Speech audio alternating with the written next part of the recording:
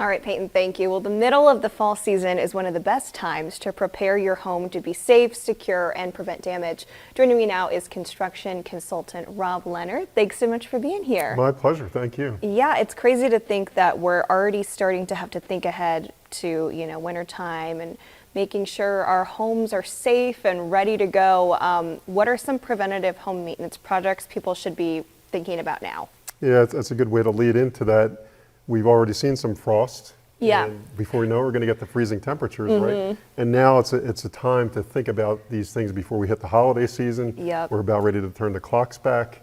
All these things are going to start to change. So I always encourage, clean your chimneys, get your furnaces, get your HVAC systems maintained. Yeah. Now it's relatively quiet even for the service technicians. They can come Right. out and do these things versus when the temperatures really drop and then they're going to be busy. Then they're going to be swamped. So really, yeah, with regards to that, and also check your roof shingles, your roofing systems, particularly your gutters. They're going to have to be cleaned maybe a couple times now with the leaves. Yeah. When things start to freeze up, it could complicate things.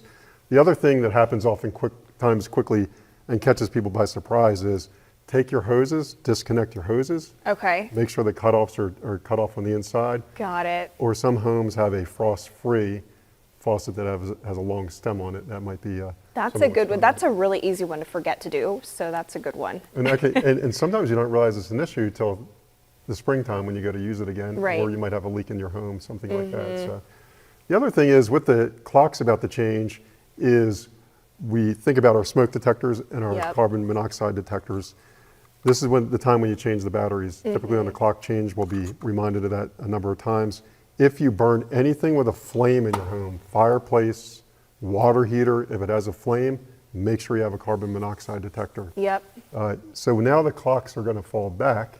That reminds us to do that. And now what you can do is you can change the direction of your ceiling fan. Okay. So now when you're looking up at your ceiling fan, you want it to go clockwise.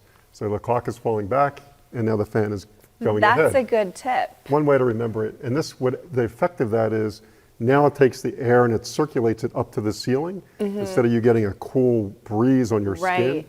now the heat circulates better throughout the room. Okay, that's one I actually did not know, because some of the fans in our house when we moved in were going the other way, and we were like, I wonder if they just installed it wrong, but there was a purpose. Yeah. Sometimes it's on your remote, you can That change makes it. sense, Or okay. right at the body of the fan itself, the motor, Yeah. there's a switch on it. So when you're looking up, see it goes clockwise, and then Nice. you'll feel, it'll circulate Yeah. your heat. The other thing is filters. Oh, yeah. Should be once per month, just a good reminder. The other thing I will say is, what happens every year is when we make the clocks go backwards, then we have darker evenings. Yeah. Things change, you have to watch out for wildlife on the roads, and then now's a good time to think about your lighting, especially with Halloween approaching. Right. The lighting. This is an LED light. This one is solar powered, and it's also a motion sensor.